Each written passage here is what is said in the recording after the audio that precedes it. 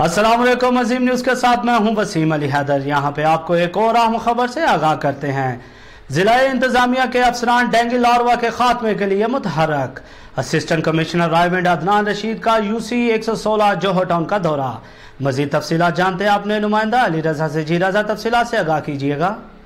जी बिल्कुल, ज़िला इंतजामिया के अफसरान डेंगू लार्वा के खात्मे के लिए मुतहर्रिक। असिस्टेंट कमिश्नर रायवंड अदनान रशीद का यूसी 116 जोहर टाउन का दौरा।